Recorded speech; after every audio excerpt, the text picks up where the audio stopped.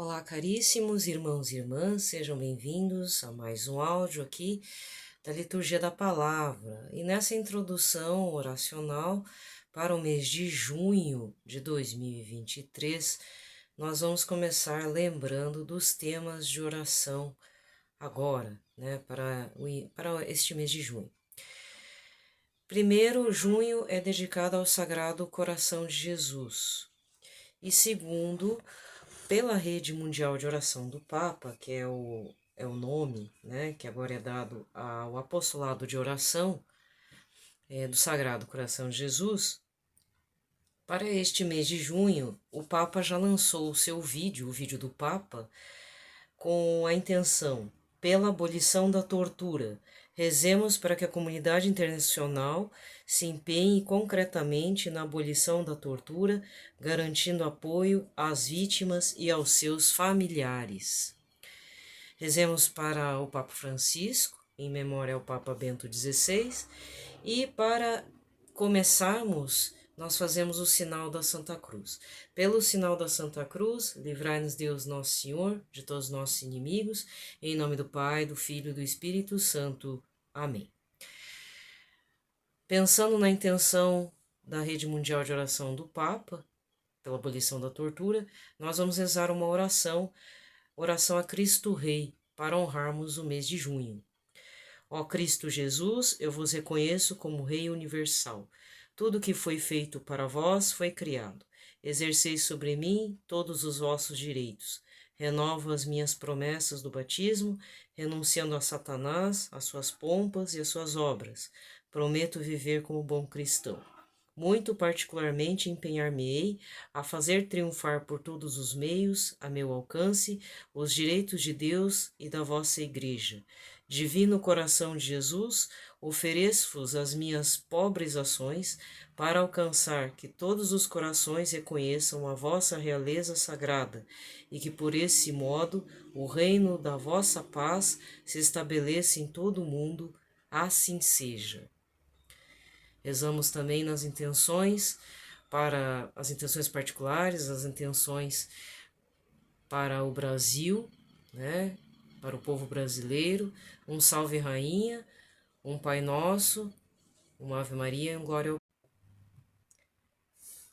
Salve Rainha, Mãe de Misericórdia, vida, doçura e esperança nossa salve, a vós bradamos, degredados filhos de Eva, a vós suspiramos, gemendo e chorando neste vale de lágrimas. Eia, pois, advogada nossa, esses vossos ódios misericordiosos a nós ouvei, e depois deste desterro, mostrai-nos Jesus, bendito o fruto do vosso ventre, ó clemente, ó piedosa, ó doce sempre Virgem Maria. Rogai por nós, Santa Mãe de Deus, para que sejamos dignos das promessas de Cristo. Amém. Pai nosso que estais nos céus, santificado seja o vosso nome, venha a nós o vosso reino, seja feita a vossa vontade, assim na terra como no céu. O pão nosso de cada dia nos dai hoje, perdoai-nos as nossas ofensas, assim como nós perdoamos a quem nos tem ofendido, e não nos deixeis cair em tentação, mas livrai-nos do mal. Amém. Ave Maria, cheia de graça, o Senhor é convosco, bendita sois vós entre as mulheres, bendito é o fruto do vosso ventre, Jesus.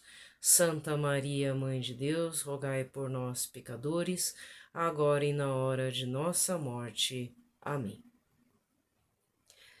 Glória ao Pai, ao Filho e ao Espírito Santo, como era no princípio, agora e sempre. Amém. A seguir segue a liturgia da palavra. E nesse dia 18 de junho de 2023, a cor litúrgica é a verde. Nós estamos na 11º domingo do tempo comum, certo? Santo do dia. São Gregório Barbarigo, servidor da igreja, e em breve, daqui a alguns dias, vai ser dia de São José Maria Escrivá. Eu estou tentando achar aqui o meu calendário. Ah, tá aqui. Vai ser dia 26 agora, tá? Um dia antes da Nossa Senhora do Perpétuo Socorro. Então, eu já tinha previamente falado para vocês que após Santo Antônio, Sagrado Coração de Jesus, né? No dia do Imaculado Coração de Maria, que foi ontem, eu li um trechinho a respeito. Eu estaria falando alguma coisa, algum material relacionado a São José Maria Escrivá, tá? Ele é o fundador da Opus Dei. Quem tem mais ou menos minha idade, para mais, vai lembrar de um livro e também de um filme chamado Código da Vinci, né? Em que, infelizmente, de forma subliminar e de forma inconsciente, passou uma imagem que a Opus Dei era uma coisa até do capeta, né? Uma organização secreta ligada com as coisas da igreja, nada a ver. E, na verdade, ocorreu foi que houve denegriram a imagem, né, da Opus Dei. Não me recordo se o Dan Brown foi processado, mas foi uma coisa muito feia que Hollywood também fez em cima e tudo. Por que eu vou estar falando sobre este santo? Eu achei perdido num sebo um livro da editora Quadrante, que também é uma editora católica. Ele produz muitos materiais católicos. O livro Entrevista sobre o fundador do Opus Dei, Álvaro Del Portillo, de 1994, tá certo? Inclusive, eu não tinha reparado, mas tem a assinatura do dono anterior. Foi comprado em 28/5/94. Foi comprado novo. E o detalhe é que esse livro nunca foi lido. Ele só pegou pó. É muito triste. E ainda por cima achei num sebo, porque eu dou uma olhadinha em sebo, né? Aqui em Curitiba o povo gosta de um brechó de roupa. E na minha época, aí uns 10 anos atrás, quando eu ainda trabalhava com livro, era sebo, um negócio impressionante. O povo vai para comprar mesmo. E hoje em dia, com esse negócio de estante virtual, então, as pessoas compram tudo pela internet, né?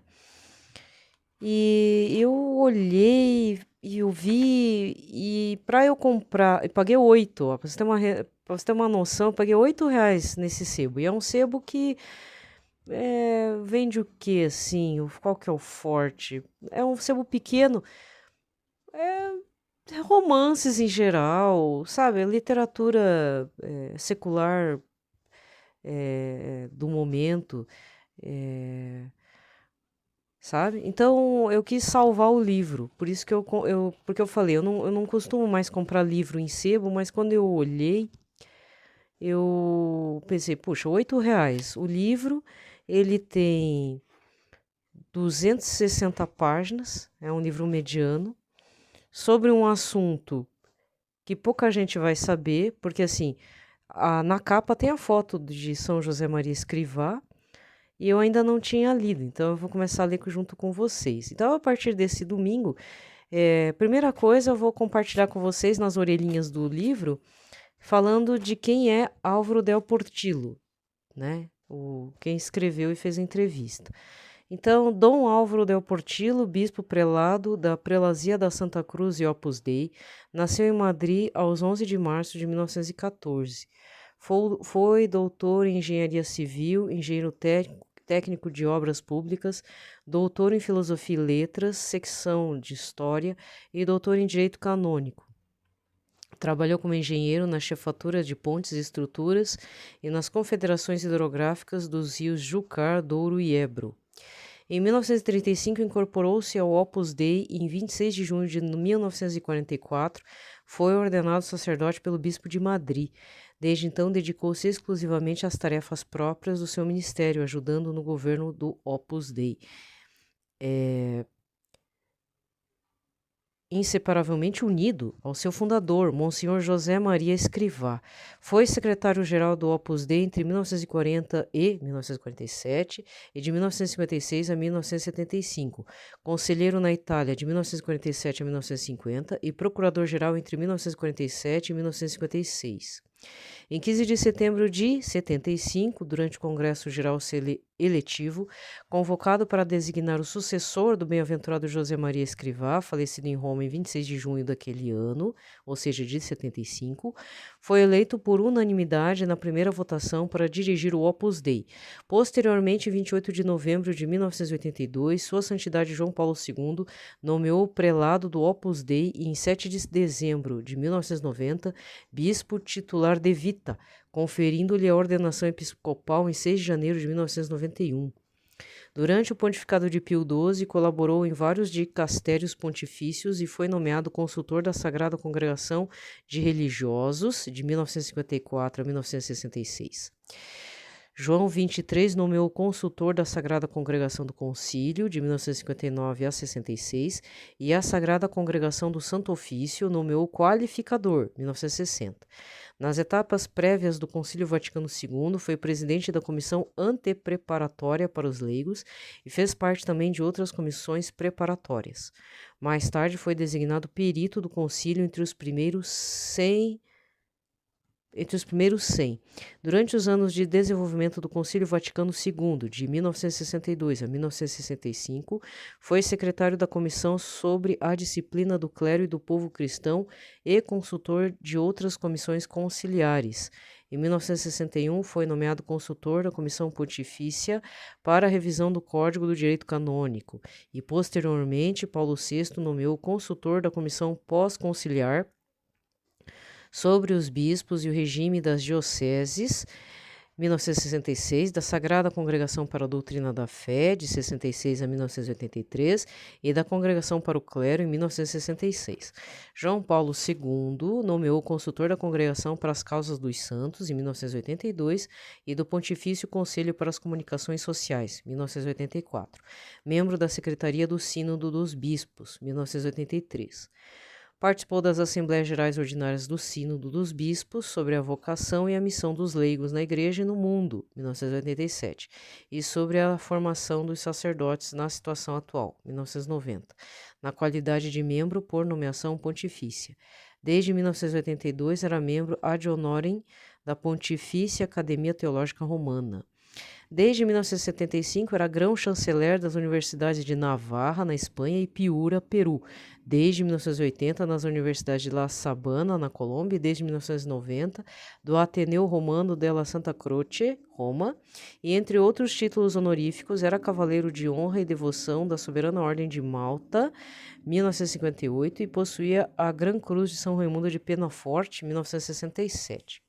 Apesar de ser autor de numerosos trabalhos teológicos e jurídicos para a Santa Sé e de publicações sobre temas históricos, tratou de questões eclesiológicas e pastorais com contribuições de relevo no campo da doutrina sobre os leigos e sobre o sacerdócio. Dentre os seus escritos publicados, alguns dos quais foram traduzidos para numerosos idiomas, destaca-se Fiéis e Leigos na Igreja, escritos sobre o sacerdócio, moral e direito, Monsenhor Escrivá de Balaguer, que é o próprio São José Maria Escrivá, Instrumento de Deus, Magistério da Igreja, Teologia Moral, e muitos outros ensaios, artigos e verbetes para enciclopédias e obras de consulta. Dom Portillo faleceu santamente em Roma, 23 de março de 94, e o seu corpo repousa na cripta da Igreja Prelatícia de Santa Maria da Paz, na sede central da Opus Dei. Biografias sobre Monsenhor Escrivá disponíveis em português. Perfil do fundador da Opus Dei, de Salvador Bernal. O fundador da Opus Dei, de A. Vasques de Prada. Uma Luz no Mundo, de Hugo de Azevedo. E Tempo de Caminhar, Ana Sastre. Ou seja, se São José Maria Escrivá, que é santo, faleceu no ano de 75, Dom Álvaro del Portillo morreu em 1994, que é o ano da publicação desse material. Então, também não conhecia, né, tanto um quanto o outro. Aliás, sobre o Opus Dei eu conheço muito pouco. O que eu sei é assim, pouca coisa muito pouca. Que o padre, que eu sempre falo, né, desse padre exorcista lá de Portugal, Padre Duarte Souza Lara, ele estudou numa instituição da Opus Dei, se tornou padre. Ele sempre fala bem a respeito de São José Maria Escrivá. Às vezes você topa com as obras do Santo Escrivá, o tal do Sulco, Forja, Esqueci, são 3 livros. Ou quando não são um volume único, Sulco, Forja e Esqueci. São 3 livros, Sulco, Forja e tal, né? E as biografias, certo? Então, a ilustração da capa é a foto do bem-aventurado José Maria Escrivá com Dom Álvaro del Portillo, que agora não é mais bem-aventurado, é santo mesmo, tá?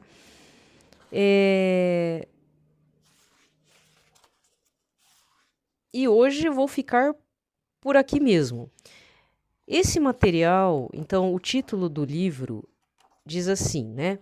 Entrevista sobre o fundador do Opus Dei, realizada por Cesare Cavalieri. Tradução de Ricardo Pimentel Sintra e Roberto Vidal da Silva Martins. Mas quem entrevista é Dom Álvaro del Portillo, que a gente já viu o currículo inteiro pela abinha do livro. Então, eu vou estar aqui lendo em primeira mão. Não sei se o senhor Amorim, que foi o dono anterior, aqui não tem como arrancar a assinatura dele, porque está bem na apresentação, né? Que aí eu vou falar amanhã. Não sei se ele leu, mas se leu uma vez só. Mas pelo que eu sei, não leu não. Não tem marca de dedo aqui na lateral, tá tudo uniforme, né? Eu conheço o livro quando é lido, bem lido, por sinal, né? Então, vamos lê-lo, né? E para quem se interessar, caso ache num sebo, porque eu acredito que o material já deva ter saído do catálogo, é material esgotado, fica a dica a respeito desse santo que vai ser aí dia 26 de junho. Vamos lá. Índice, então, pelo menos para não deixar ninguém tão curioso, tem apresentação, agradecimento, filho da igreja, cidadãos das 2 cidades, como era o padre, a sua formação, o fundador, família e milícia, meios e obstáculos, perfil interior, o pão e a palavra, devoções, virtudes heróicas, fama de santidade e o falecimento provavelmente em 26 de junho de 75, que tem um capítulo só para isso. Talvez eu vá falar das devoções, porque ultimamente eu tenho pensado muito numa coisa assim que para alguns santos fica meio difícil saber. Que é o quê? Os santos tiveram quais devoções, né? Então, para alguns santos fica fácil saber, porque o próprio santo já dá uma dica, né? Por exemplo, São Padre Pio de Pietrelcina, lógico, era franciscano, então provavelmente tinha uma devoção a São Francisco, mas tinha talvez uma devoção, um carinho todo especial com relação a Santa Teresinha do Menino Jesus. Para quem lê às vezes uma biografia de São Padre Pio, inclusive eu estou na mão aqui um livrinho de novena e história da editora Paulinas, aqui aqueles de bolso, né, para fazer lá a novena. Dentre vários desses livrinhos que falam biografia e tudo, quando houve lá em Roma a beatificação, colocar Santa Teresinha como santa no altar, né, de Deus e tudo, no altar dos santos, São Padre Pio, que era da clausura, fez uma bilocação e estava lá presente. E ainda uma pessoa conhecida ainda ouviu na Praça de Roma. Só que a pessoa que o viu, que era um amigo e tal, sabia que, mas o Padre Pio não pode estar aqui, porque ele está lá na clausura. E viu, passando, não sei se cumprimentou, aconteceu alguma coisa, mas viu. Então, São Padre Pio fez uma bilocação para estar participando daquele momento em que o Papa, que não, naquela época não era transmitido, né, esse anúncio, né, de que Santa Teresinha estava sendo colocada no altar dos santos. Certo? Então são essas curiosidades. Aí às vezes eu fico pensando. E Santo Antônio tinha devoção a qual santo? São João Maria Vianney, que eu estava falando um capítulo esses dias, que eu vou talvez retomar aí para agosto, né? Se eu não esquecer, tudo não me atrapalhar, vou retomar mais um capítulo daquele livro lá dos sermões, capítulo 2, volume 2, né? Que ele vai citando vários santos. Então veja, dizia-se que São João Maria Vianney, o cura d'Ars, ele era meio lesadinho assim no conhecimento, mas na hora que você vê o que ele escreveu, faz, mas da onde que o homem é tão lesado assim, meu Deus? Ele vai citando santos, milagres, ele vai falando, movido pelo Espírito Santo, de uma forma que convence tanto o homem simples quanto o letrado. E diziam que ele era um padre débil, foi enviado lá para o interior dos interior perdido lá da França. A tal ponto, era um padre tão requisitado, foi construída uma estrada de ferro para todo mundo chegar lá. Não foi nem estrada de ferro, uma estação, né? Um meio de transporte da época. Né? Ou quem era o santo de São Marcelino Champagnat? Ele tinha uma devoção muito grande à Nossa Senhora, mas e os outros santos? Porque não adianta, gente. Eu e vocês temos devoções a vários santos, né? Eu, por exemplo, quando voltei para a Igreja Católica, definitivamente, eu comecei a acumular santos na minha vida. Eu falei assim, mas esse santo é legal, mas essa santa é muito, muito interessante. E agora? E eu com aquele monte de santinho no altar, né? Até tem alguns aqui que o que eu fiz? Alguns eu tive que guardar, mas outros não dá para guardar, né? Tem que ficar aqui exposta, tem que ficar olhando para eles. Certo? Coloquei até Dom Henrique Soares como capinha na parte do celular, assim, na tela de proteção, para me lembrar, né? Ai, eu tenho que rezar pelo Senhor, né? E tá chegando já o período de reclamarem. Não, reclamar não de sentido negativo, mas reclamar no sentido positivo. Do processo de beatificação, né? São 5 anos depois da morte, né? Então, se não me engano, esse ano já vai fazer 3 anos. Mais 2 anos, Deus queira que abra um processo e quem sabe já não avança no caso de Dom Henrique Soares, que aliás também é outro autor que talvez para o mês que vem eu vou estar falando um capítulo de um livro dele. Eu tenho que ainda escolher, mas tem vários livros, né? Tem que fazer um jabá, né? Porque eu acho que tem gente que não sabe quem que é Dom Henrique. Ou sabe vendo só vídeos, mas não sabe a produção material bibliográfica desse homem, né? Então, também é uma forma de apresentar e dizer, olha, agora te vira, né? Vai lá e vê, tá certo? Então, para este domingo, 11º domingo do tempo comum, que a gente já está retomando todo esse processo litúrgico, né? A gente já saiu entrou, desenvolveu e estamos finalizando, vamos falar bonito, né?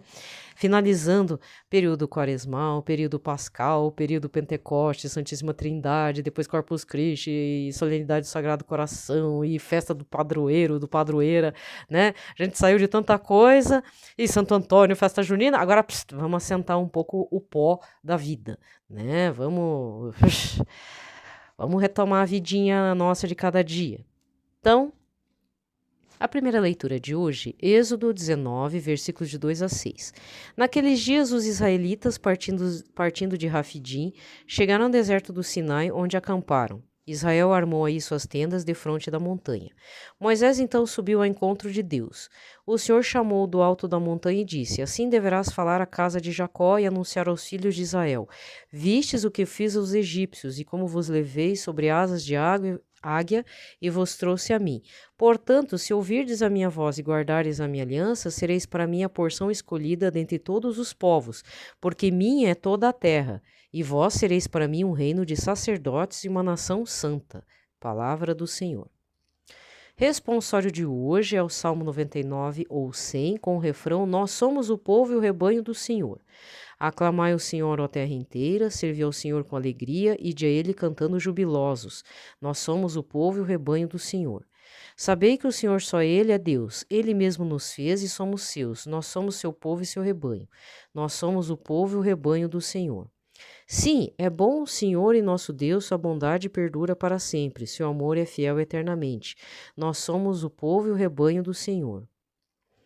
Segunda leitura. Romanos capítulo 5, versículos de 6 a 11. Irmãos, quando éramos ainda fracos, Cristo morreu pelos ímpios no tempo marcado. Dificilmente alguém morrerá por um justo. Por uma pessoa muito boa, talvez alguém se anime a morrer. Pois bem, a prova de que Deus nos ama é que Cristo morreu por nós quando éramos ainda pecadores. Muito mais agora que já estamos justificados pelo sangue de Cristo, seremos salvos da ira por ele. Quando éramos inimigos de Deus, fomos reconciliados com ele pela morte do seu Filho. Quanto mais agora, estando já reconciliados, seremos salvos por sua vida. Ainda mais, nós nos gloriamos em Deus por nosso Senhor Jesus Cristo. É por ele que já desde o tempo presente recebemos a reconciliação. Palavra do Senhor. E o evangelho de hoje, Mateus 9, versículos 36, e vai para o capítulo 10, versículo 8. Naquele tempo, vendo Jesus as multidões, compadeceu-se delas, porque estavam cansadas e abatidas como ovelhas que não têm pastor. Então disse a seus discípulos: A messe é grande, mas os trabalhadores são poucos. Pedi, pois, ao dono da messe que envie trabalhadores para a sua colheita. Jesus chamou os 12 discípulos, deu-lhes poder para expulsarem os espíritos maus e para curarem todo tipo de doença e enfermidade. Estes são os nomes dos 12 apóstolos. Primeiro, Simão, chamado Pedro, e André, seu irmão, Tiago, filho de Zebedeu, e seu filho João, Filipe e Bartolomeu, Tomé e Mateus, o cobrador de impostos, Tiago, filho de Alfeu e Tadeu, Simão, o zelota, e Judas Iscariotes, que foi o traidor de Jesus. Jesus enviou esses 12 com as seguintes recomendações: não deveis ir onde moram os pagãos, nem entrar nas cidades dos samaritanos. Ide antes as ovelhas perdidas da casa de Israel. Em vosso caminho anunciai: o reino dos céus está próximo. Curai os doentes, ressuscitai os mortos, purificai os leprosos, expulsai os demônios. De graça recebestes, de graça deveis dar. Palavra da salvação. Aqui termina a liturgia da palavra deste domingo e nós vamos recordar o evangelho do 10º domingo do tempo comum, Mateus 9, versículos de 9 a 13, quando Jesus vai na mesa de coletoria de Mateus e diz: segue-me.